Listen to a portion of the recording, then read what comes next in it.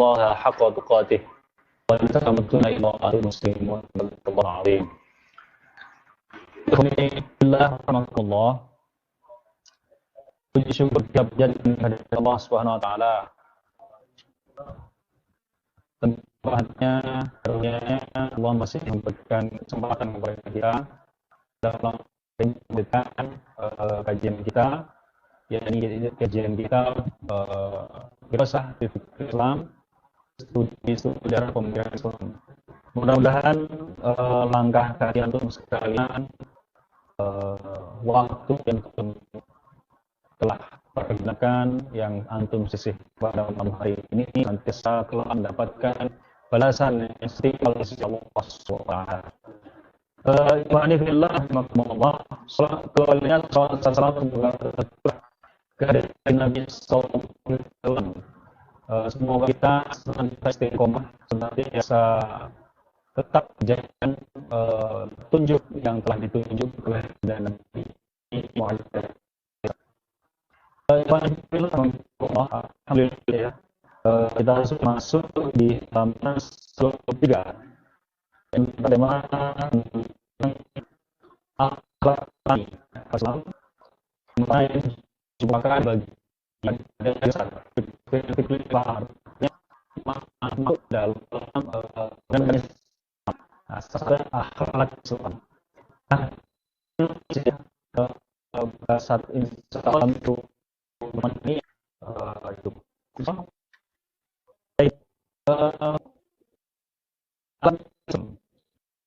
lakukan berdebat secara adalah diri ini bagian dari Allah SWT. Jadi itu adalah bagian daripada perintah Allah. Jika luar daripada perintah ataupun larangan, artinya dia harus itu betul-betul harus sesuai ya dengan perintah dan larangan. Allah sifat harus memiliki dan bukan malahan jahat. Jadi akhlak ini juga harus dimiliki oleh setiap mungkin. Tema nanti setelah itu saya apa yang saat ini semua yang itu adalah itu belum tentu. Nanti akan pas saja tadi. Jadi akhlak yang berkulum ya berarti kebiasaan atau asaliah ya, atau pembohong ini tabiat ya. Tabiat itu berarti apa? Kebiasaan gitu ya. Kita punya kebiasaan kita sering mengatakan tabiat itu misalnya tabiat itu berarti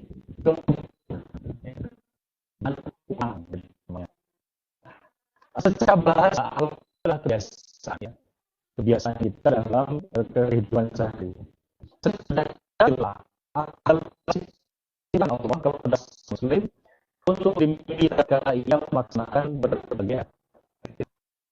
Jadi secara istilah akhlak itu adalah sifat yang diperintahkan Allah.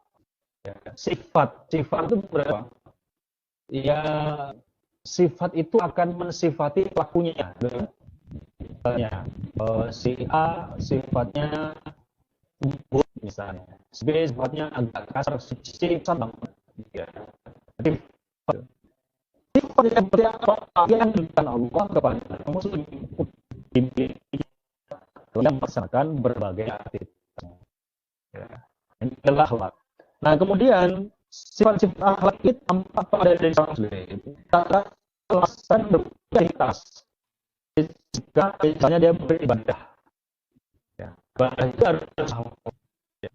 Jangan kemudian beramalah. Nah ini, kalau beribadah mungkin kita masih bisa rinci, mungkin terlalu banyak aktivitas ibadah, ya kan? Nah, kalau kemudian aktivitas malah ini paling banyak porsinya, ya. Semua malah itu macam-macam, bisa kita berbisnis. Ketika kita bicara dengan teman kita, ketika kita curhat dengan sahabat kita, ya, ketika macam-macam, ya. Nah, ketika bermuamalah dan sebagainya, apabila yang melaksanakan perintah tersebut secara benar, misalnya akan tampak padanya sifat khusus dalam sholat, maka sifat akhlak puji. Allah berfirman, "Qad aflaha al-mu'minun alladzina hum fi sholihim khashi'un." Sesungguhnya beruntung, ya, bagi orang-orang mukmin, yakni orang-orang yang khusyuk dalam sholatnya. Ya, surah Al-Mu'minun ayat 1 sampai 2. Jadi dikatakan oleh Allah, orang-orang sesungguhnya orang-orang lah, orang itu beruntung, ya. Ketika kita orang yang khusyuk dalam sholatnya. Nah, khusyuk dalam sholat itu adalah salah satu satu akhlak, ya, apa namanya,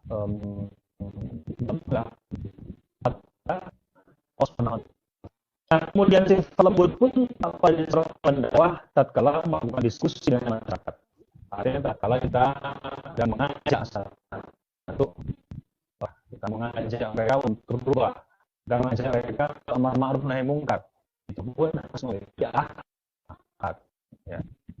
Nah, di tempat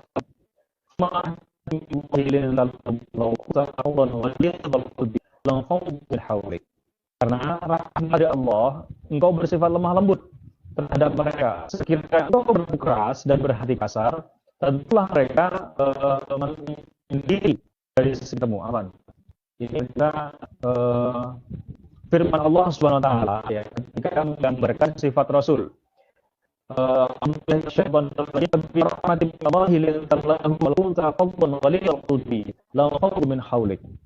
jadi Allah sifati si Nabi itu kepada kepada para sahabat, ya, diperintahkan engkau bersifat lemah lembut terhadap mereka, kepada para sahabat. Ketika engkau berlaku keras berarti kasar, tentulah mereka menjauhkan diri dari sekitarmu. Al-Imran 159.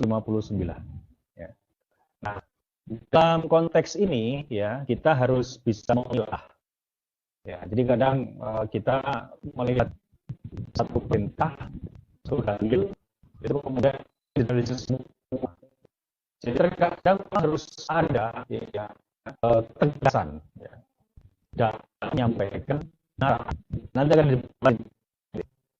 Kita berbeda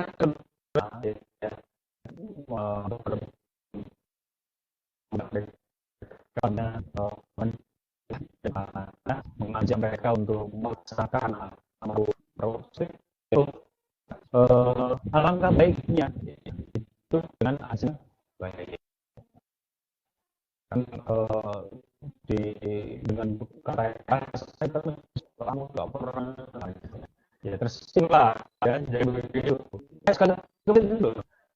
Kalau kita tidak mau, kadang memang perlu sentilan, tidak agar bisa sejauh mana sampai dia ngerasa tersakiti, gitu ya.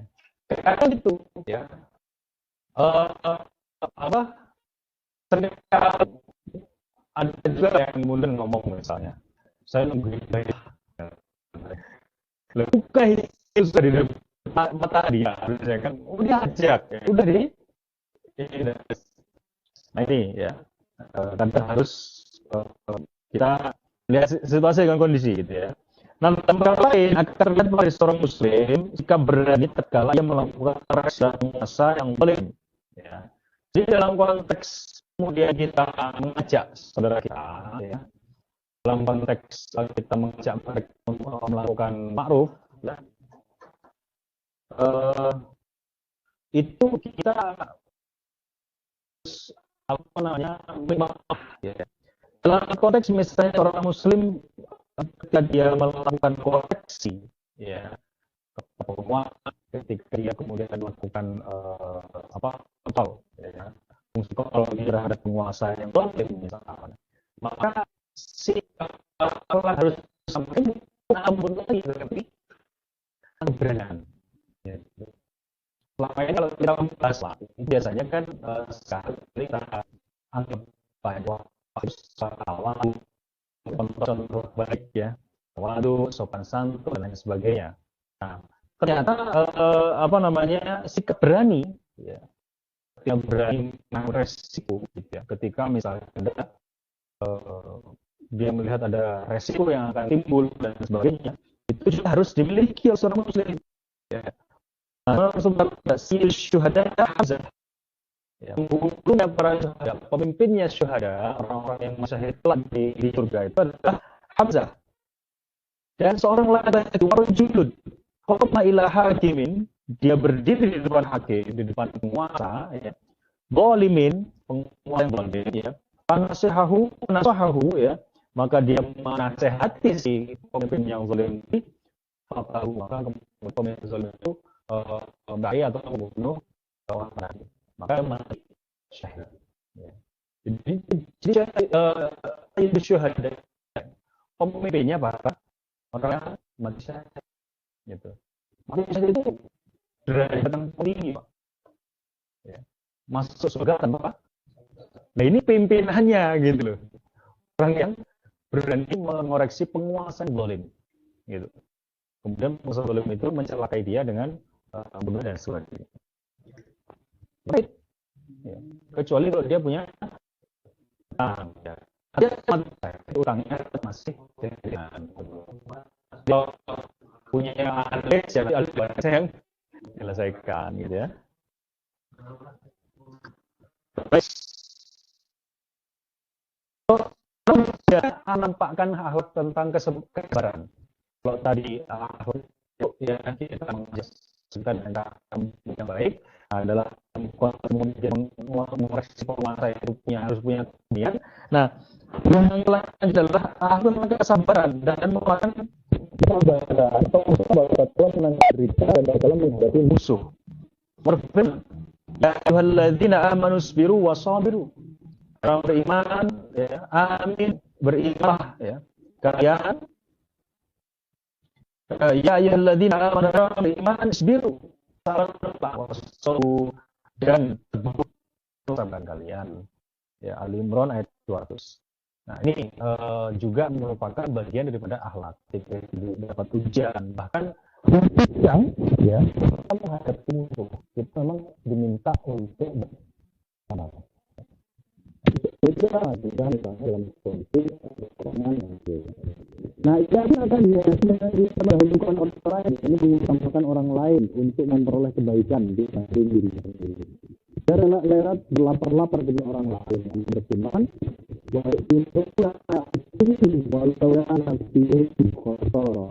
mereka mengutamakan orang majuri maksudnya atas kepentingan mereka walaupun berkelah kesalahan. Nah, jadi dalam konteks ini akhlak yang berikutnya ini adalah akhlak ketika orang itu diselamatkan ya, prinsip memperhatikan. Nah, maksudnya gini, sekarang berbeda ya, mendahulukan orang lain dalam samping itu terdapat pula beberapa sifat akhlak yang tercela yang dilarang oleh Islam. Di antaranya adalah berdusta, ya, bohong. Ya, itu sudah kita diperintahkan kita berbohong ya. Itu adalah sesuatu yang dilarang ya. Nah, ketidakbolehan berbohong itu bukan karena bohongnya itu sendiri gitu. Bisa dipahami ya? Jadi ketika kita berbohong, ketika Allah melarang kita berbohong, itu bukan karena bohongnya itu sendiri. Tapi apa? Karena ada perintah Allah untuk melarang kita berbohong ya. Nah, cuma nanti dalam beberapa kesempatan misalnya ketika ditanya tentang strategi perang misalnya, kita juga nggak boleh kemudian jujur gitu ya. Nah, jujur seperti itu ya nggak boleh ya. Nah, kita nggak boleh menyampaikan rahasia seperti itu gitu, apalagi kepada musuh ya. Nah, kemudian menghasut ya, hasad ya, termasuk juga menghasut orang untuk melakukan hal-hal yang tidak benar dan sebagainya. Zolim ya, berbuat zolim itu juga hati-hati. Dan zalim ya itu selain memang biasanya pelakunya adalah penguasa, orang yang memiliki kekuasaan, kita sebagai rakyat biasa pun bisa melakukan zalim. Ketika kita misalnya bertransaksi dengan dengan saudara kita, dengan siapapun ya. Kemudian kita ngerti kondisinya memang seperti itu, tapi tetap kita pertahankan, kita punya idealisme misalnya. Ya, kondisinya mungkin untuk katakanlah misalnya untuk charity ya, ke amal misalnya, tapi kita kasih harga terlalu tinggi misalnya. Ya, masih kita samakan. Nah, bahwa bisnis is bisnis iya ya. Akan tapi ketika kemudian seorang yang terdesak kemudian kita masih tetap tidak memberikan kelonggaran, itu bisa saja ketika dia kemudian masuk dalam kategori itu ya. Berbahaya gitu ya. Nah, artinya apa? Kita harus sebagaimana sabda Nabi itu ya, yassiru wala tu'assiru. Janganlah berikanlah kemudahan dan jangan kasih kesulitan ya. Kemudian menipu ya itu jelas kalau menipu. Ada menipu yang baik? Hah? Menipu yang baik ada nggak kira-kira? Menipu sama tidak berbohong. Menipu dengan berbohong sama tidak? Hah? Ya hampir sama ya. Kemudian riya, ya riya ini sudah jelas ya, kita melakukan amal kebaikan ya, tapi bukan karena Allah, tapi lebih kepada karena mengharap pujian daripada manusia. Kemudian malas, nah ini penyakitnya kita itu muales, ini bahaya, ya, muales gitu. Kemudian penakut, ya ini juga menjadi sifat yang tercela ya dalam Islam. Artinya apa? Nggak boleh kita sebagai seorang Muslim, sebagai seorang mukmin itu memiliki sifat penakut ya. Nah, kemudian selanjutnya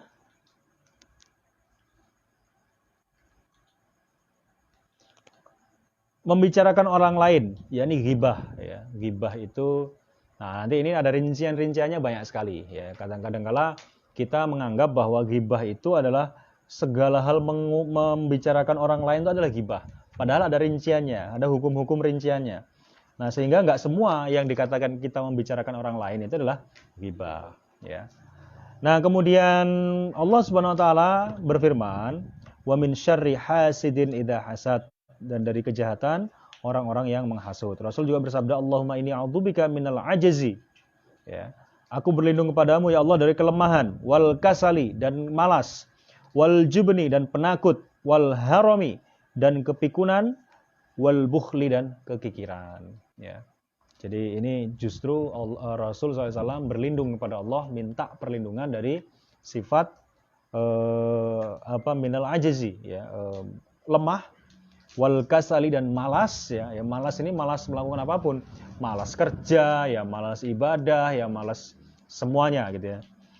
Nah ini ya contoh-contoh daripada sifat atau akhlak yang buruk ya. Tadi sudah disebutkan akhlak yang baik dan seterusnya.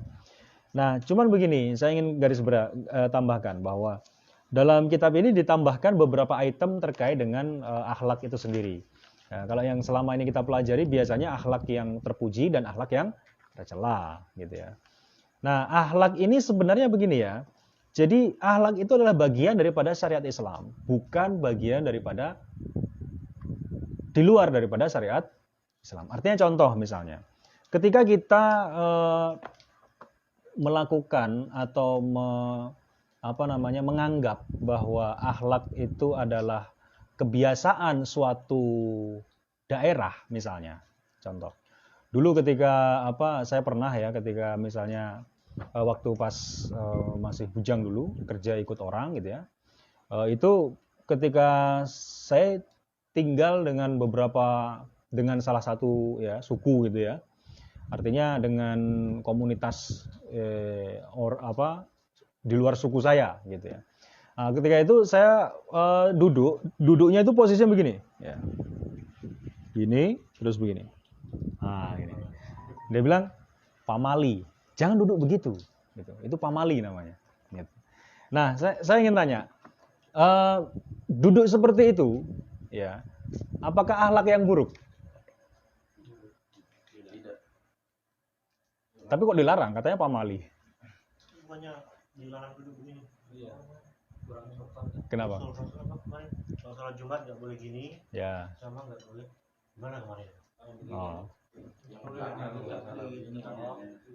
Begini ya. Loh, nanti kalau antum ngaji Syama'il, justru posisi duduk Nabi hampir mirip seperti itu. Ya. Nah, jadi gini, terkadang ya anggapan suatu daerah itu suatu yang buruk, ya. Itu belum tentu itu adalah hal yang buruk, gitu loh. Bahwa itu adalah norma kesopanan di satu wilayah, iya. Contoh, kayak misalnya kalau kita nonton pemain bola, ya di luar negeri itu, kalau dia gol, kepalanya dipegangin gitu. Bagi sebagian orang di Indonesia, ya megang kepala itu sakral, Pak. Serius. Iya kan? Digedein itu sampai ya saking senangnya. Nah, tapi di sebagian daerah di daerah kita nggak sopan gitu. Megang kepala itu kayak macam anti gitu ya. Ada yang seperti itu kan? Nah, megang kepala itu merupakan akhlak yang buruk atau yang tidak buruk? Nah, kalau orang Arab biasa kan megang kepala, yang pernah umroh itu kan, kalau ini biasa. Menunjukkan rasa akrab, ya toh, kasih sayang dan lain sebagainya. Nah, jadi gini, dari sini dapat kita simpulkan bahwa akhlak yang baik dan akhlak yang buruk itu tidak bisa dinilai dari akhlaknya itu sendiri. Tidak bisa dinilai dari pegang rambutnya atau apa, tapi sesuatu yang menilainya dari luar, apa? Syariat. Gitu. Artinya apa? Ketika itu perbuatan itu diperintahkan Allah, maka itu adalah baik. Kalau itu dilanggar berarti dilarang oleh Allah, berarti itu akhlak yang buruk. Seperti jujur, kita tidak bisa mengatakan bahwa jujur itu dilarang, diperintahkan karena jujurnya itu sendiri. Tapi dalam kondisi tertentu jujur itu dilarang, gitu. Loh, kok bisa jujur dilarang? Oh iya, jujur ketika antum mengetahui rencana rencana strategi umat Islam untuk begini, antum ceritakan. Nah, itu nggak boleh. Ya. Nah, dalam kondisi tertentu maka akhlak ini nggak bisa lepas, ya. Akhlak ini nggak bisa keluar dari syariat, aturan-aturan Allah Subhanahu wa Ta'ala. Nah, ini yang harus kita perhatikan, ya. Bahwa nanti dalam Islam ada perintah-perintah untuk memiliki akhlak yang baik, ya, akhlakul karimah dan seterusnya, iya. Dan juga ada perintah untuk meninggalkan akhlak-akhlak yang buruk, ya itu iya. Nah, akan tapi di sini dalam konteks yang lain ditambahkan dalam kitab ini, ya, dalam perkara ketika seorang muslim mengoreksi penguasa yang zalim. Ya, itu harus punya akhlak keberanian. Dia juga harus punya akhlak kesabaran. Dia juga harus punya akhlak untuk mendahulukan orang lain daripada dirinya dalam kebaikan dan seterusnya. Kemudian ya kita lanjut. Ada kekhususan, ya, khasais daripada akhlak Islam. Yang pertama, akhlak Islam tidak mungkin dipisahkan dari hukum-hukum syariat lainnya. Jadi akhlak Islam itu nggak bisa dilepas atau terlepas daripada hukum-hukum syariat. Ya. Seperti ibadah, muamalah, dan lain sebagainya. Nah, artinya, akhlak Islam itu senantiasa mengiringi aktivitas kita dalam beribadah maupun bermuamalah. Ya. Nah, dan lain sebagainya. Khusyuk misalnya tidak akan tampak kecuali dalam sholat. Ya. Jadi ketika kita melakukan sholat, ya, salah satu akhlak yang harus kita tampakkan adalah khusyuk. Ya. Jadi nggak boleh tolah-toleh atau ya meskipun secara ini nggak membatalkan sholat kan, secara rukun nggak membatalkan kan kalau begini-begini kan, tapi kan nggak nampak kekhusyuan gitu kan. Nah itu yang nggak boleh. Gitu. Jadi misalnya lihat ke atas atau begini atau ya secara hukum tidak membatalkan, gitu. Tapi kalau ke atas kan haram. Bagaimana? Lihat ke atas kan haram. Bukan ini ya, nanti dikaji ya. Jadi bukan haram, ya. Itu secara rukun tidak membatalkan rukun, gitu ya. Dikatakan sah tetap sah, gitu ya. Nah, cuman kekhusyuan dalam beribadah itu tidak ada, gitu. Makanya ketika kita beribadah, ketika sholat, ya itu nampak kita harus memunculkan kekhusyuan. Makanya ketika kita sholat itu harus seolah-olah kita ini, ya itu sholat kita yang terakhir. Gitu. Supaya apa? Kita ngerasa bahwa ini kalau sholat terakhir ini gimana rasanya. Gitu. Besok mau dieksekusi. Gitu. Gantung. Usut tuh. Paling lama dia pulangnya. Cepat terus gue. Nggak mikir lagi di kantor ini belum nginput belum selesai. Ya. Nah, begitu pula jujur dalam amanah akan tampak di dalam muamalah, ya, dalam berdagang, berbisnis, kita harus jujur, ya, menampakkan atau misalnya kita sedang membuat tagihan, apa yang sudah kita kerjakan, biasanya tagihannya kan belakangan, nah itu harus jujur. Nah ini itemnya itu harus betul-betul sesuai, gitu ya. Nah tadi kalau enggak berarti zalim kita, gitu ya. Ya, zalim itu bahaya, ya. Di akhirat nanti akan membawa ke gelap gulitaan, ya, zalim itu. Nah, kemudian selanjutnya artinya akhlak tidak mungkin dipisahkan dari perintah-perintah dan larangan-larangan Allah lainnya. Ya, akhlak itu senantiasa mengiringi, ya, perintah-perintah Allah dan larangan-larangan Allah. Kenapa kok dikatakan seperti itu? Karena semua, ya, tingkah laku kita dalam Islam itu semua akan diatur, kan begitu. Ya, Islam nggak melarang berbisnis, Islam nggak melarang untuk melakukan aktivitas duniawi, tapi Islam mengatur, ya, supaya bisnis, ya, perbuatan aktivitas duniawi itu tidak melanggar daripada aturan Allah Subhanahu wa taala. Ya. Nah, itu. Nah, sebab akhlak merupakan sifat yang tidak akan tampak pada diri seseorang kecuali tatkala ia melaksanakan aktivitas tertentu. Nah, artinya ketika kita nggak beraktivitas, ya, berarti kita tidak bisa melakukan aktivitas atau tidak mempunyai sifat, ya, atau tidak mempunyai sifat tentang akhlak tadi itu. Kalau tidur ada akhlaknya nggak? Sebelum tidur ada adabnya, kan begitu. Baca doa, ya, baca beberapa salat pendek dan seterusnya. Iya kan? Kalau orang gila harus punya akhlak nggak? Ya enggak, karena orang gila mah bebas gitu. Orang gila bebas, ya. Yang nggak gila ya nggak bebas gitu ya. Nah, ini yang pertama. Jadi khosoisnya akhlak itu dia harus beriringan dengan aktivitas. Nah, aktivitas sendiri itu terikat dengan hukum syariat. Nah, artinya akhlak itu juga harus terikat dengan hukum syariat. Kedua, akhlak Islam tidak tunduk pada keuntungan materi, ya, atau an-naf'iyah al-madiyah. Yang dituntut dari seorang muslim adalah terhiasi dirinya dengan sifat akhlak ini, yang kadang membawa kemudorotan dan kadang mendatangkan kemanfaatan. Ya. Nah, kadang kita berakhlak supaya agar mendapatkan pujian sehingga kemudian mendapatkan manfaat materi. Ini nggak boleh. Ya. Contoh misalnya berkata jujur di hadapan penguasa yang zalim misalnya. Ya, dengan keberanian dia melakukan kritikan terhadap penguasa, ya, maka hal itu bisa jadi akan membuatnya menanggung siksaan. Ketika kita misalnya mengkritisi, kalau sekarang contoh semacam ini agak sulit, gitu ya. Kita ketemu langsung sama penguasa agak sulit. Nah, mudahnya apa? Buat status, ya toh. Nah, ketika kita kadang kita ini nggak berani untuk buat status itu karena apa? Karena wah jangan ini nanti kalau saya ini nanti bagaimana? Padahal saya masukkan proposal ke sana misalnya. Nah ini yang nggak bisa seperti ini gitu ya. Jadi ketika kita punya misalnya berkata jujur di hadapan penguasa, mengkritisi mereka karena kezaliman mereka, ya. Sementara kita misalnya punya rasa takut untuk tidak kebagian jatah misalnya. Nah ini juga nggak boleh. Ya. Nah, artinya kita harus berani mengungkapkan hal yang benar.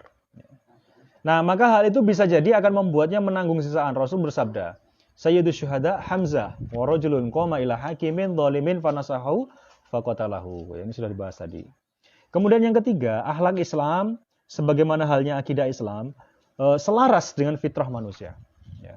Akhlak Islam itu selaras, artinya selaras itu sesuai, sejalan dan seiring dengan fitrahnya manusia.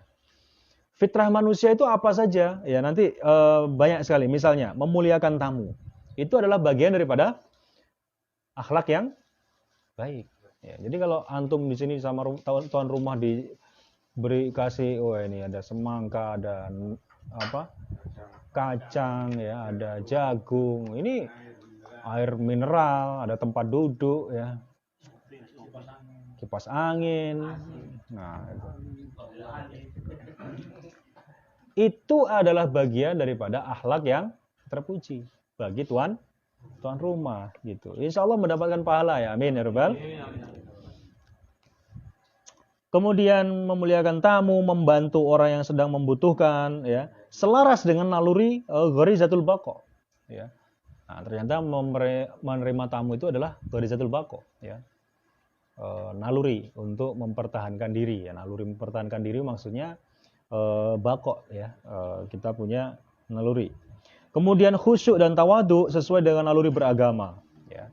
Khusyuk ketika kita sholat, yaitu memenuhi fitrah naluri gharizah tadayun. Nah, kemudian sejalan dengan naluri melestarikan jenis, ya, kasih sayang, ya, lemah lembut, ya, itu adalah selaras dengan gharizatun nau, ya, naluri melestarikan jenis atau gharizatun nau, ya. Nah, ini, ya, khosois daripada akhlak Islam. Kemudian yang keempat, pengaruh, ya, akhlak, ya, terhadap kehidupan kita. Yang pertama, sungguhnya akhlak maupun kewajiban-kewajiban syariat yang lain akan menjadikan seorang muslim memiliki kepribadian yang unik, ya, atau syahsiyah mutamayyizah tatkala ia bermuamalah dengan orang lain. Itu dapat menjadikan orang-orang mempercayai perkataan-perkataan dan tindakan-tindakan Anda, ya. Jadi kalau antum mungkin sudah baca quote-nya siapa? Pegulat ini siapa namanya?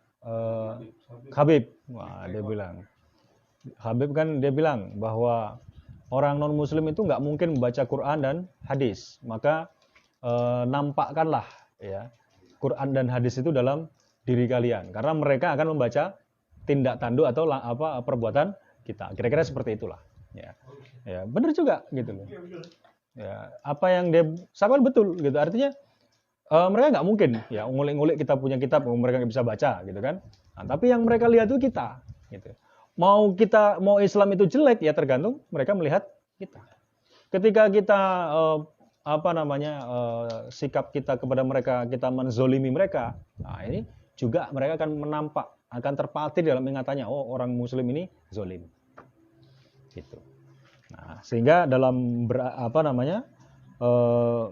beraktivitas itu harus kita pikir dulu, gitu ya, jangan pikir carry, ya, itu keliru itu. Nyanyian itu, ya, malas mikir, ya. Kemudian itu dapat menjadikan orang-orang mempercayai perkataan dan tindakan kita, ya, pengaruh akhlak, ya. Jadi pengaruh akhlak itu luar biasa, ya.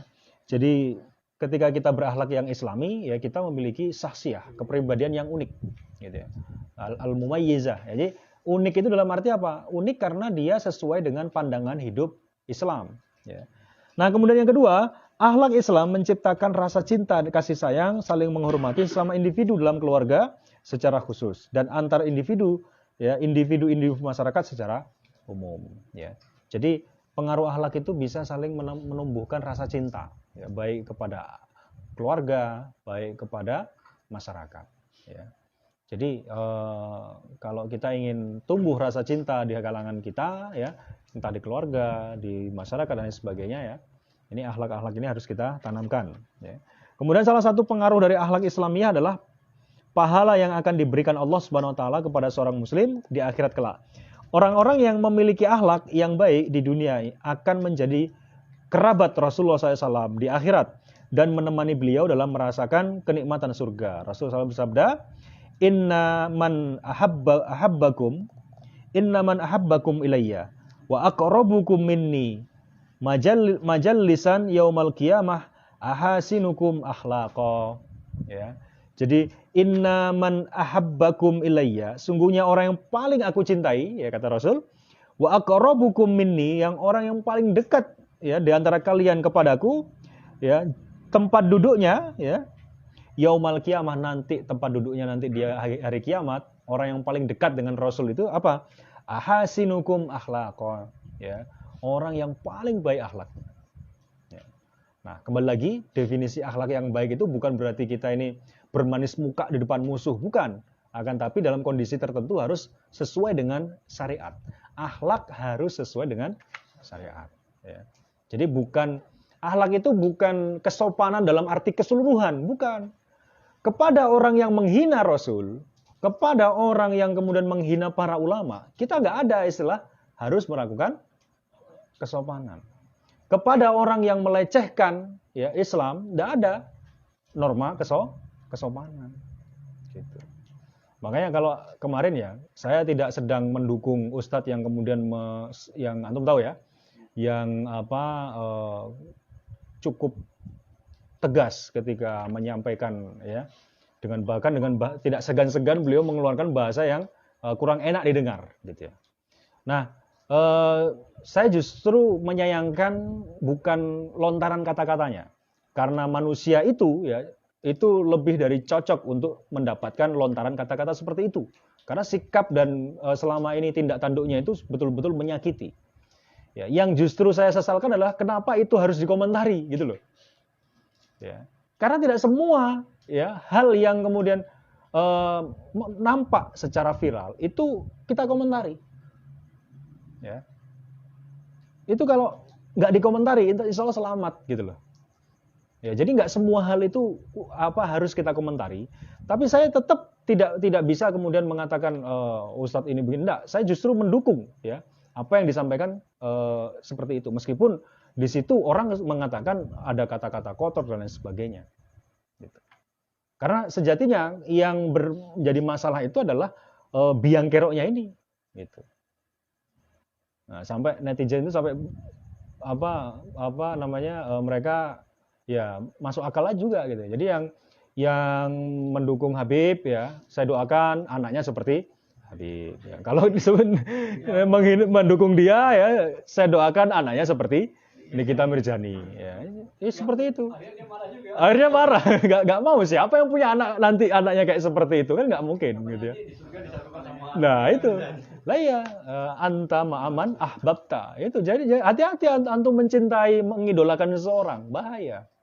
Ya, kalau antum mengidolakan ulama, insya Allah antum akan bersama mereka nanti, gitu. Nah, kalau antum mengidolakan kepada orang-orang yang la yahsinu, ya, tidak menjaga diri, ya, tidak bisa menjaga dirinya, ya, itu sudah lepas seperti itu. Ya. Saya gregetan sekali, meskipun saya menahan diri untuk tidak komentar soal itu, gitu ya, karena nggak perlu kita komentari secara serius, gitu ya. Nah itu ya, jadi nanti orang yang paling dekat kepada Rasul ya, kemudian yang paling dicintai, yang paling dekat tempat duduknya, artinya posisi beliau secara physically gitu ya, majelisan ya, yaumal qiyamah, di hari kiamat nanti ahasinu akhlaqo. Ini hadis riwayat Bukhari ya. Orang yang paling baik akhlaknya, artinya akhlaknya yang paling sesuai dengan aturan Islam. Ketika Rasul ditanya tentang apa yang paling banyak mengantarkan orang masuk surga, maka Rasul bersabda, taqwallah. Pertama takwa, ya, mengamalkan syariat, taat kepada Allah, gitu ya. Wa husnul khuluq, dan baik budi pekertinya atau akhlaknya, ya. Jadi pertama itu adalah takwanya, yang kedua adalah akhlaknya, ya. Jadi dua hal ini nggak bisa terpisah, gitu ya. Akhlak kepada orang tua, akhlak kepada guru, akhlak kepada sesama, ya, itu harus kita perhatikan, ya. Allahu a'lam bishawab. Baik, begitu ya, ikhwan fillah rahimakumullah. Kita sudah selesaikan dalam satu bab ini ya. Nah, ada satu hal lagi barangkali yang perlu juga disampaikan ya. Kedudukan akhlak dalam Islam itu tidak bisa dipisahkan dari syariat, gitu ya. Ini senantiasa saya ulang-ulang karena biasanya hal ini jarang disampaikan. Kenapa? Karena mindset ya atau gambaran sementara ini bahwa akhlak itu adalah satu hal yang lebih tinggi bahkan daripada syariat. Padahal enggak. Akhlak itu adalah sifat ketika kita melaksanakan syariat, kan gitu. Kalau tadi misalnya sholat ya, sholat itu akhlak kita harus khusyuk, kan gitu. Contoh lagi ketika misalnya kita sedang bermuamalah ya, akhlak yang harus kita tambahkan apa? Jujur, ya, amanah, dan seterusnya itu. Nah, artinya apa? Akhlak itu mengiringi itu. Dan akhlak itu adalah bagian daripada syariat. Nah, cuman terkadang banyak sekali yang kemudian terkecoh, ya. Banyak para dai yang terkecoh ketika kemudian menjadikan akhlak ini sebagai tumpuan pada satu kebangkitan. Bahwa akhlak yang baik itu adalah kebaikan, iya. Bahwa akhlak yang buruk itu harus kita hindari, iya. Akan tapi ketika menjadikan akhlak sebagai tumpuan, sebagai landasan bagi kebangkitan sebuah bangsa, sebuah masyarakat, ya, kebangkitan bagi sebuah umat, itu tidak bisa. Karena kebangkitan yang hakiki itu dilandasi melalui akidah, gitu. Nah, akidah, ya, yang melalui proses berpikir tadi. Saya berikan contoh. Di tahun atau di abad ke-17, ya, kita mendengar apa istilahnya itu kalau di Perancis, ya, ketika dia mulai revolusi Perancis, ya. Nah, secara pemikiran, ya, Perancis ini memang bangkit. Ya, kita nggak bisa pungkiri, ya. Masyarakatnya mulai bangkit dari keterpurukan mereka selama ini oleh dominasi agama yang pada saat itu. Artinya apa? Mereka kemudian mampu memisahkan agama dengan kehidupan karena agamanya pada saat itu tidak mampu mengatur kehidupan. Makanya berikanlah hak kaisar kepada kaisar, hak agama kepada gereja dan seterusnya. Ya. Ini yang terjadi. Nah, sehingga kemudian muncullah sekularisme itu. Dan di Prancis, pada revolusi Prancis itu terjadi kebangkitan masyarakatnya, masyarakat yang maju, ya, revolusi industri terjadi, ya kan? Penemuan-penemuan mulai dimunculkan. Nah, pertanyaan saya, di saat yang sama, masyarakat di Istanbul, kemudian di Mekah, di Madinah, apa yang mereka lakukan? Ya, di saat yang sama. Ya begitu-begitu saja kan? Ya terpuruk terlalu juga tidak, ya. Akan tapi satu hal yang ingin saya tanyakan, masyarakat Prancis dengan masyarakat Madinah, akhlaknya ini lebih baik mana kira-kira menurut antum? Lebih bagus mana akhlaknya? Ya Madinah lah. Prancis itu nggak karu-karuan gitu. Ya, berbagai macam kemaksiatan itu apa yang nggak ada di Prancis gitu ya. Kemudian sedangkan di Madinah itu lain, gitu ya. Nah, pertanyaan saya, kenapa kok terjadi kebangkitan di Prancis, sementara di Madinah ya seperti itu. Ya, saya tidak mengatakan masyarakat Madinah buruk, enggak, gitu ya. Ya seperti itulah kondisinya. Apa yang terjadi? Karena kebangkitan itu bukan dilandaskan pada akhlak. Ya. Ini sekali lagi tidak mengurangi, ya, tidak posisi, ya, betapa tingginya nilai akhlak dalam Islam. Ya. Nah, namun ketika kita bicara tentang kebangkitan, ya kita tidak bisa, ya, menggunakan atau menjadikan akhlak itu sebagai landasan dalam kebangkitan, tapi harus melalui akidah. Ya, landasan kebangkitan itu dari akidah. Ya. Nah, sebagaimana yang di Allah Subhanahu Wa Taala menurunkan Rasul SAW mengajarkan tentang ketauhidan, ya, akidah Islam kepada masyarakat pada saat itu. Ya. Bahwa Rasulullah SAW dalam berbagai ayat dikatakan innama bu'istu liutammima makarimal akhlak. Iya. Ya. Sungguhnya aku mengutusmu Muhammad, ya, untuk liutammima makarimal akhlak, untuk menyempurnakan akhlak yang mulia. Nah, tapi kita kadang ya seperti itu. Kita bahas itu cuma satu ayat itu. Padahal kita coba baca yang lain, ya. Innama bu'istu dengan kata-kata yang sama dalam hadis, ya. Li'an uqatilan nas hatta yaqul la ilaha illallah Muhammadur Rasulullah. Sungguhnya aku ini diutus, ya, untuk memerangi manusia sampai kemudian dia berucap la ilaha illallah Muhammadun Rasulullah. Ini harus dibaca juga gitu loh. Jangan cuma ketika Maulid Nabi, ketika momen-momen seperti itu yang dibaca cuma ayat yang ini tadi. Sementara hadis-hadis yang lain yang berkaitan dengan ini, ya, itu tidak dibahas. Gitu. Nah, kita harus jujur dalam hal ini, harus proporsional, ya. Ya, memerangi orang yang tidak manusia, ya, sampai kemudian dia mengatakan la ilaha illallah Muhammadur Rasulullah. Ya. Ya. Antum berani ngomong Nabi itu radikal ya, jangan sampai. Naudzubillah min dzalik. Jangan sampai leher antum hanya sampai di pagar. Saya bisa dapat ilmunya baru mati saya. Baik, wallahu a'lam bishawab. Silakan, ada yang mau ditanyakan atau mau didiskusikan, saya silakan. Ya, baik. Para teman-teman, dipertanyakan langsung. Silakan.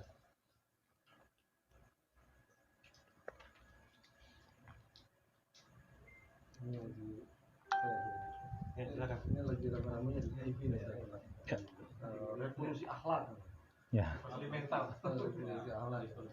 Ini itu karena pemerintah nanggapinya menjatuhkan pemerintahan yang sah. Ya. Sedangkan maksud dari para ulama itu revolusi akhlak. Ya.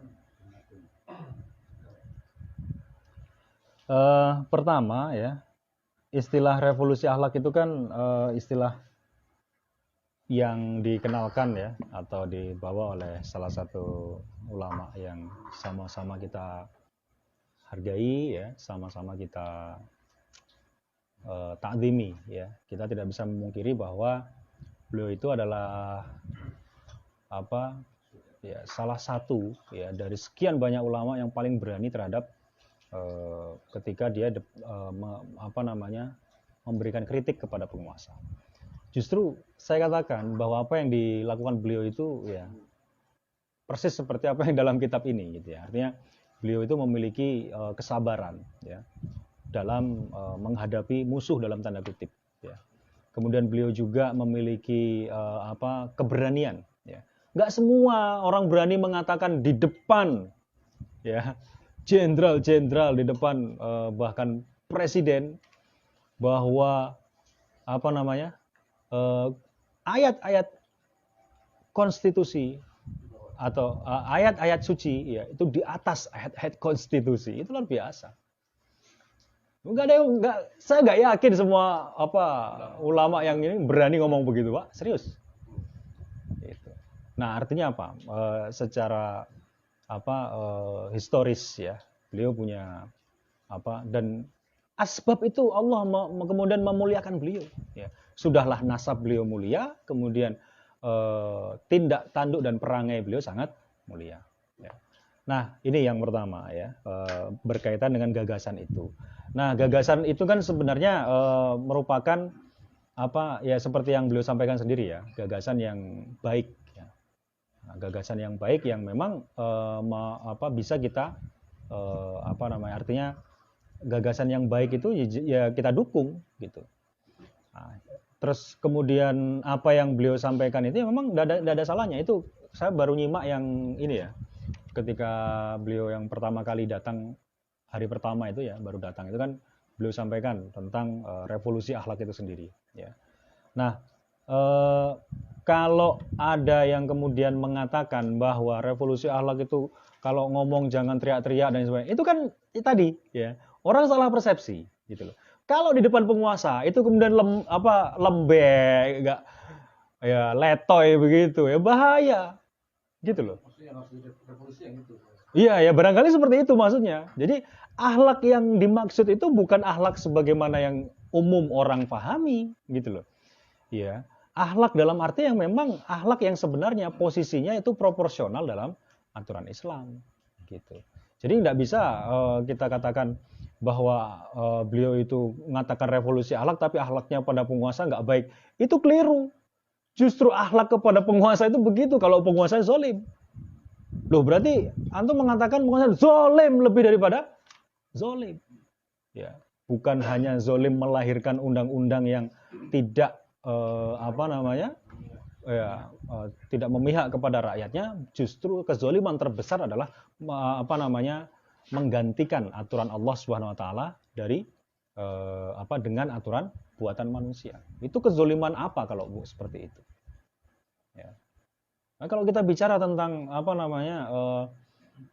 akhlak kepada penguasa, ya akhlaknya itu harus senantiasa tegar loh. Jangankan itu, Pak ya. Jadi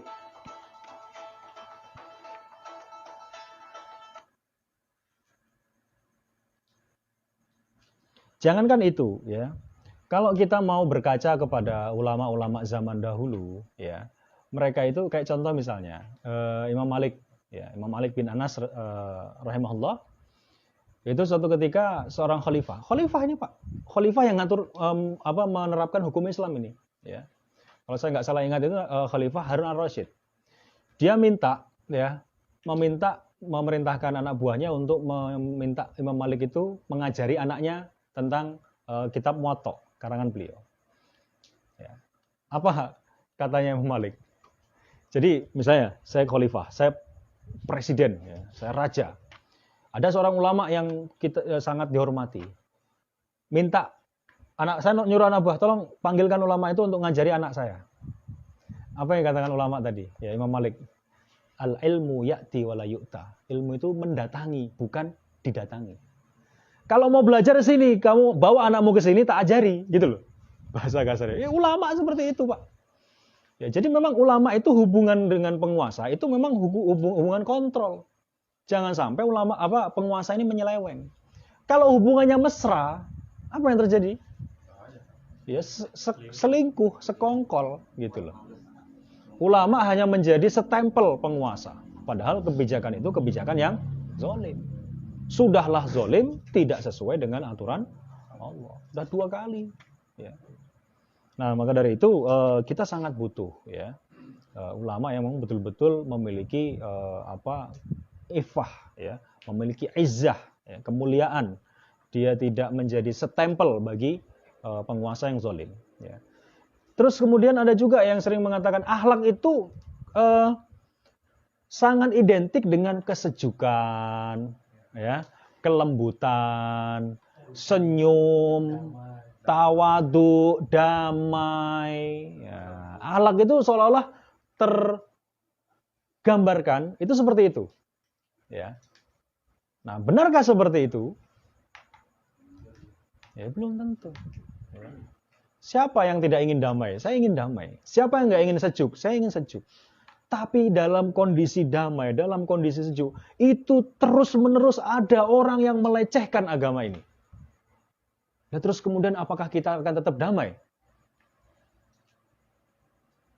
Ya. Nah, itu yang harus kita pahami. Ya. Nah, harus seperti itu. Ketika dalam kondisi tertentu kita damai, oke, kita sangat setuju dengan perdamaian. Ya. Tapi ketika dalam hal ada yang melanggar perdamaian itu dengan ungkapan-ungkapan yang menista, tapi kemudian dilindungi oleh penguasa, ini berbahaya. Nah, ini justru menjadi api dalam sekam. Wallahi, ini menjadi api dalam sekam. Ikhwan fillah rahimahullah. Ya. Yang ini didenda, yang ini tidak. Tunggu aja, gitu ya. Tunggu aja. Ya. Ketika api dalam sekam, apa yang terjadi? Semakin membara, Pak. Semakin membara. Ya, artinya apa? Ini bisa saja juga merupakan skenario, ya. Orang-orang yang ingin membenturkan, ya, antara muslimin yang masih memiliki ghirah keislamannya dengan penguasa. Ya, ini juga kita harus waspadai, gitu ya. Nah, artinya apa? Kita harus pintar-pintar di sini. Nggak bisa kita ini secara lugu, ya. Kalau kata guru saya dulu, lugu itu kita jangan lugu, ya. Kenapa? Karena lugu itu singkatan dari lugu, woblok gitu. Wah. Ya. Jadi jangan lugu kita, ya. Dalam kondisi apapun ya kita harus punya wahyu inisiasi kita, harus muncul, ya. Kesadaran politik kita harus punya, ya. Wallahu a'lam bishawab, ya. Itu ya kira-kira kaitannya dengan tadi, ya. Untuk revolusi akhlak sendiri saya belum terlalu memahami, ya, maksud daripada ini, ya. Ya kan, tapi kira-kira seperti itulah, ya. Dan pendirian kita, ya, sendiri adalah bahwa akhlak itu memang bukan landasan untuk bangkit, ya, bukan.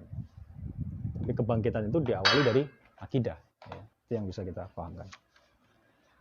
Baik, silakan. Ada yang lain yang mau ditanyakan?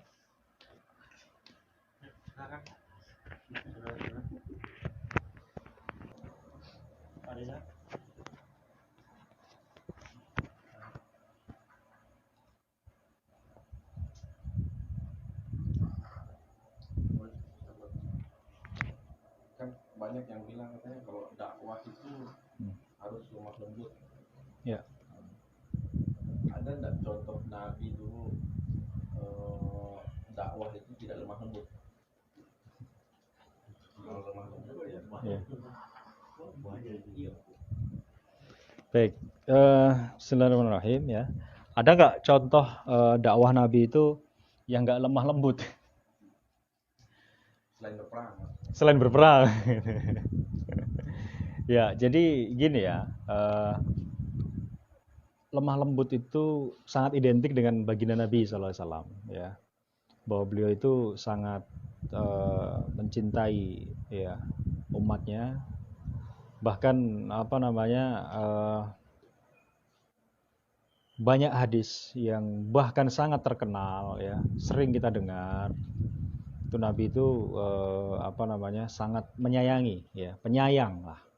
Penyayang maksudnya di situ adalah ya tadi senantiasa lemah lembut gitu ya. Nah, kita ini sebagai umat yang diperintahkan untuk mencontoh satu-satunya qudwah kita ya, Nabi Muhammad SAW dalam segala aspek kehidupannya gitu. Dalam rumah tangga kita contoh, dalam hal muamalah kita contoh, dalam hal bisnis kita contoh, dalam hal berdakwah kita juga contoh. Nah, contoh itu kemudian menjadi satu-satunya patron yang kemudian wajib kita ikuti ya. Nah, apakah dalam berdakwah itu Nabi pernah tidak lemah lembut gitu ya? Wallahu a'lam bishawab ya. Apakah kemudian cuman kadang gini, definisi lemah lembut itu pun berbeda gitu ya. Artinya definisi lemah lembut itu kadang di antara beberapa orang itu berbeda gitu ya.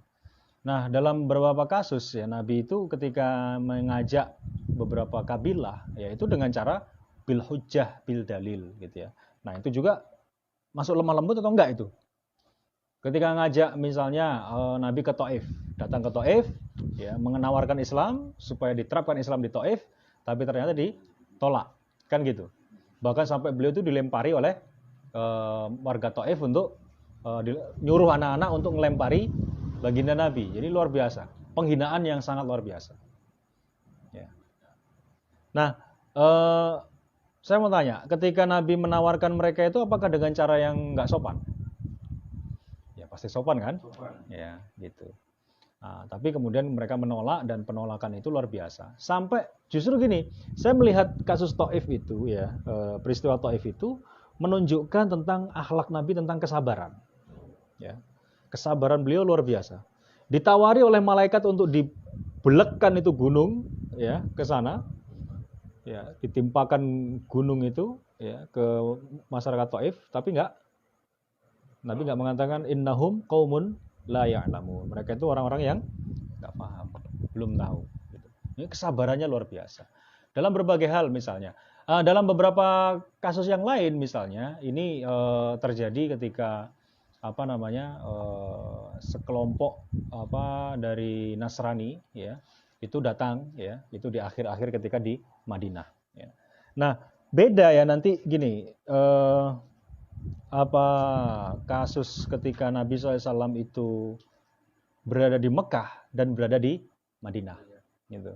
Ketika di Mekah ya kita dengar ceritalah kisahnya yang sangat masyhur ya di kalangan kita bahwa ketika Nabi sholat itu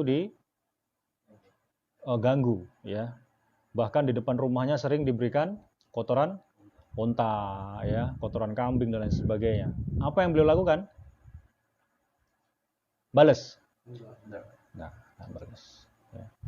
Kemudian dan lain sebagainya, banyak sekali kisah-kisahnya. Sampai Nabi itu merasa ini ya, merasa dan sedih, apalagi ketika kesedihan itu di tahun ketiga, ya, yakni ketika istrinya dan kemudian pamannya itu meninggal, gitu ya. Sampai kemudian beliau diboikot. Itu kan fase-fase Mekah. Tapi ketika fase Madinah ini lain cerita, gitu ya, lain cerita. Orang-orang sebagian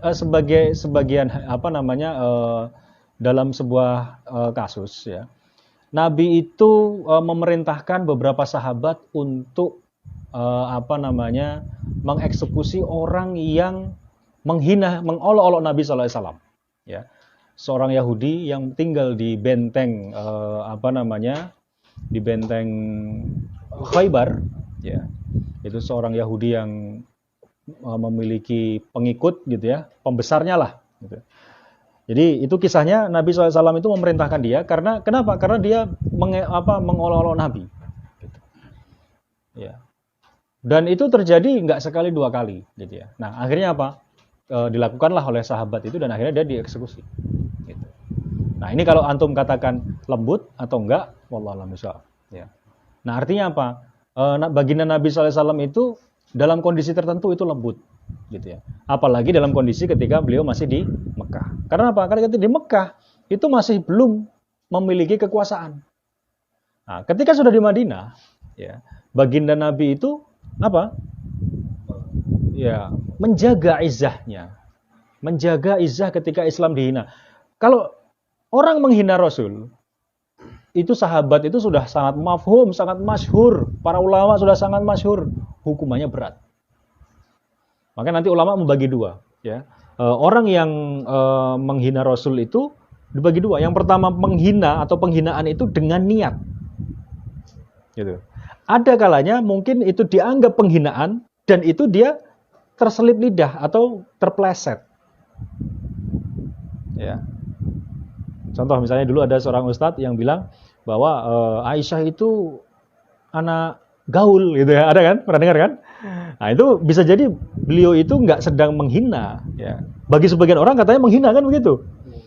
Nah ini ya, jadi orang yang menghina dengan niat inilah yang kemudian hukumannya berat tadi itu, ya. Bahkan dihukum mati. Nah, kok bisa seperti itu? Kok nggak manusiawi dan lain sebagainya? Loh, tunggu dulu bicara manusiawi nggak? Anda menghina Nabi dengan niat buruk itu nggak manusiawi, gitu loh. Itu kehormatan yang memang harus dijaga dalam Islam. Ya. Nah, maka dari itu kalau kita bicara tentang lembut, tentang kelembutan dan lain sebagainya, kita harus pilah gitu ya. Jadi tidak semua dakwah Nabi itu pasti lembut semua karena prakteknya Nabi pun pernah melakukan hal ketegasan kepada siapapun. Ya. Dalam keputusan beliau ketika harus mengeksekusi Yahudi Bani Quraidah. Antum baca sirahnya. Ya. Bani Quraidah itu kenapa dieksekusi oleh Nabi SAW bahkan ratusan? Apa yang dilakukan? Karena pelanggaran yang dilakukan itu sangat besar, ya, mengancam ya eksistensi daripada Islam itu sendiri. Makanya hukumannya berat. Jadi Islam itu dalam Islam ada banyak hadis tentang tabassamuka fi wajhi akhika sodako, senyummu pada saudaramu itu sodako, ya kan? Banyak sekali hadis-hadis tentang seperti itu. Nah, tapi tidak sedikit pula hadis-hadis yang berbicara tentang ketegasan dalam berdakwah, dalam melaksanakan, mengimplementasikan tentang hukum. Seperti contoh misalnya, ada beberapa kasus yang pernah Nabi SAW lakukan. Ya ini misalnya eksekusi potong tangan. Itu juga dilakukan oleh Nabi. Ketika Nabi merajam wanita Ghamidiyah itu kan akhirnya kalau nggak salah saya selamat ya. Yang satu itu Ma'is itu. Ma'is itu yang kemudian dieksekusi ya, ketika dia melakukan perzinahan. Nah, ini untuk apa? Ini untuk memberikan contoh memang aturan Allah seperti itu. Fitrahnya manusia itu seperti itu. Makanya dalam Quran ketika Allah menjelaskan tentang ya ayyuhalladzina amanu kutiba alaikumul qisasu fil qatl. Hai orang-orang mukmin, diwajibkan atasmu qisas. Sama seperti ayat mewajibkan kita puasa kan? Tapi di akhir ya dari tema bahasan itu Allah berfirman, ala inna fil qisasi hayatun ya ulil albab. Ingatlah dalam qisas itu ada kehidupan wahai orang-orang yang berakal. Artinya apa? Dalam kisos itu kalau orang melakukan kisos, orang diterapkan hukum itu, orang akan berpikir ribuan kali untuk melakukan pembunuhan. Kenapa? Karena baik membunuh ataupun melukai atau ya menggores itu ada kisosnya, gitu loh. Jadi nggak sembarang orang kemudian mukul. Kalau sekarang apa? Ya begitu, mukul ya, wis baku pukul. Bermula dari WA ya, ngobrol, ketemu janjian di mana, baku pukul misalnya. Ya, ini yang terjadi ya. Alhamdulillah mentari. Jadi kita ini kadang menimbang ya dengan perasaan kita, ya, yang kemarin saya sampaikan bahwa perasaan itu sifatnya nisbi, ya, enggak punya standar gitu. Tapi sebenarnya aturan Allah itulah yang seharusnya sudah sangat final, ya, bahwa enggak ada lagi aturan yang lebih tinggi daripada aturan Allah, ya, enggak ada lagi aturan yang lebih baik daripada aturan Allah. Terbukti sekarang kalau misalnya membunuh paling hukumannya 15 tahun, ya kan? Artinya apa? Penjara-penjara pada penuh. Udahlah mahal, ya, membebani negara, ya kan? Dan sangat nggak efisien, gitu ya. Nggak ada efek jerahnya sama sekali. 15 tahun, direvisi jadi 7 tahun. Itu karena apa? Ya alasannya sebenarnya karena nggak mampu lagi untuk ngasih makan dia 3 kali sehari, ya. Belum ininya lagi untuk keamanannya, untuk kebersihannya, gaji sipirnya, gaji kepala sipirnya, ya, dan lain sebagainya. Habis berapa itu? Ya. Kalau Islam enak, mudah dan murah, gitu ya. Mencuri potong tangan, misalnya, tangannya udah ada, tinggal cari goloknya. Ya. Tangan kan udah ada, tinggal selesai. Gitu. Nah ini yang kemudian kadang orang berpikirnya, ya anggapannya seperti itu. Tapi ya naudzubillah, ya itu perintahnya Allah SWT. Jangan sampai kemudian kita termasuk orang-orang yang menolak, ya, kepada aturan Allah. Wallahu a'lam bishawab. Jadi kalau kaitannya dengan apakah Nabi pernah tidak lemah lembut? Tapi pada dasarnya kalau dakwah itu memang bil hikmah, gitu loh ya. Bil hikmah dalam arti dakwah itu memang bil hikmah wajadilhum billati hiya ahsan. Sampai di situ. Ud'u ila sabili rabbika, ya. Ajaklah, ya, manusia itu kepada jalan Tuhanmu bil hikmah. Hikmah itu kayak semacam yang wise gitu loh, yang luas, yang ya bijak gitu. Dengan kebijaksanaan, ya. Wajadilhum billati hiya ahsan. Dan kalau memang terjadi perdebatan, dan berdebatlah dengan mereka dengan cara yang baik. Ahsan, ya, paling baik, bukan hasan. Tapi ahsan, isim tafdil, ya, gitu. Nah, sehingga ketika dalam konteks dakwah itu tentu dengan cara yang lembut, tapi kita tidak bisa berhenti sampai di situ kata-katanya, ya. Dalam hal tertentu, ya, Nabi juga harus tegas, gitu.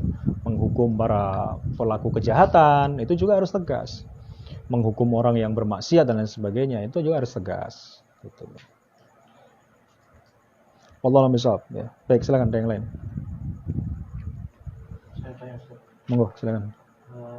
Terkait akhlak, hubungannya dengan dalam rumah tangga, itu bagaimana Rasul mencontohkan kita akhlak yang baik dalam rumah tangga?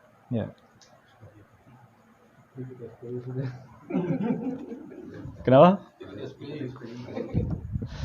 Ya, jadi itu jadi hal yang juga berat untuk saya sampaikan, gitu ya. Artinya berat dalam arti kita dituntut untuk menyampaikan dan juga kita dituntut untuk mengamalkan, kan gitu. Ya, kalau kita lihat selama ini yang menjadi contoh oleh baginda Nabi itu berdasarkan riwayat dari Bunda Aisyah, ya Nabi itu yang paling adalah orang yang paling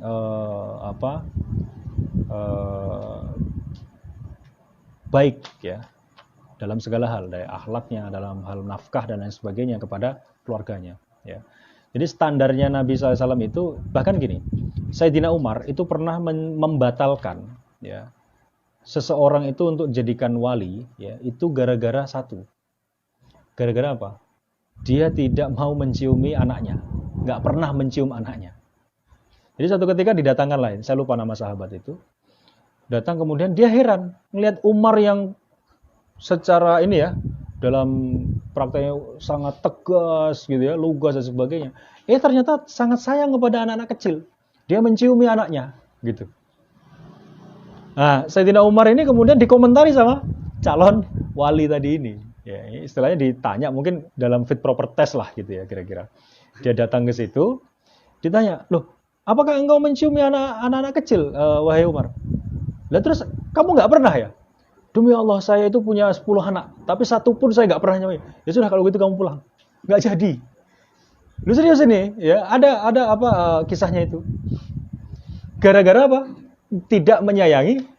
Lu punya anak 10 tapi nggak pernah diciumin. Coba. Nggak pernah. Ya itu kan apa nih kalau menurut antum? Punya anak nggak pernah dicium. Nggak disayang gitu coba. Itu batu itu kayak. Udah kamu pulang nggak jadi kayak gitu. Serius. Ya, nah maka dari itu ya ada satu hadis yang sangat masyhur ya, disampaikan ya. Itu adalah sebaik-baik kalian itu adalah orang yang paling baik kepada keluarganya. Ya. Dan aku Nabi Muhammad itu adalah orang yang paling baik ya terhadap keluarga. Artinya kepada anak, istri itu kita harus sikap yang terbaik gitu. Nah, itu karena apa? Dijadikan sebagai acuan oleh Nabi SAW, orang yang terbaik itu ya seperti itu. Orang yang paling baik kepada keluarga. Gitu. Jadi ketika kita menampakkan kasih sayang kepada keluarga, itu bukan suatu kelemahan. Seperti Sayyidina Umar tadi itu gitu ya. Kok anak kecil dia ciumin dan seterusnya ke anaknya gitu ya. Malah heran ini anak. Ini orang ini heran malah. Saya punya anak 10 tapi nggak pernah saya ciumin katanya. 10 Pak. Ya. Begitu ya. Jadi dalam hal itu ya keluarga dan sebagainya memang Rasul adalah orang yang terbaik ya. Bersikap kepada keluarga beliau. Ya. Sampai-sampai kalau antum baca kisahnya tentang hadisul ifki itu fitnah besar terhadap yang ditimpakan kepada Sayyidina Aisyah, itu kan meskipun Rasul SAW itu sampai sebulan tidak bicara dengan Aisyah karena juga wahyu nggak turun-turun waktu itu pun akhlak beliau kepada Aisyah itu pun baik gitu. Wah, itu terjadi fitnah yang luar biasa ya. Sepulang Nabi SAW setelah pulang dari perang dengan Bani Mustalik ya nanti Bani Mustalik itu nanti pemimpinnya itu punya anak ya dinikahi oleh Nabi ya dan kemudian pemimpinnya itu nanti masuk Islam juga gitu ya. Jadi luar biasa itu ya kisahnya. Begitu ya. Jadi Nabi itu dengan kondisi istri yang banyak ya, tapi beliau sangat baik kepada keluarganya dalam segala hal. Ya, nafkahnya, membagi gilirannya dan sebagainya. Kita ini kadang punya istri satu disia-siakan, Pak. Ya, habis dari sini jangan begitu ya.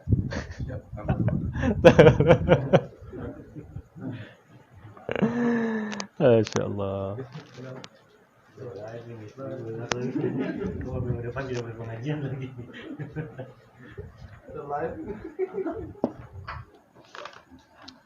Baik, silakan ada yang mau tanyakan? Silakan, sekalian. Baik, kalau sudah jelas, ada lagi? Tambah. Baik, kita akhiri ya, kita tutup. Insyaallah kita lanjutkan pada pekan depan, yakni tentang aturan tentang harta dan kepemilikan. Ya, kita besok bahas tentang asas sistem ekonomi Islam. Ya. Nah ini yang penting juga kita bahas. Baik, ikhwani fillah rahimakumullah, kita tutup ya ke acara ini dengan bacaan hamdalah dan doa kafaratul majelis. Alhamdulillahirabbil alamin. Subhanakallahumma wa bihamdika asyhadu an la ilaha illa anta astaghfiruka wa atubu ilaik. Wallahu a'lam bishawab. Assalamualaikum warahmatullahi wabarakatuh.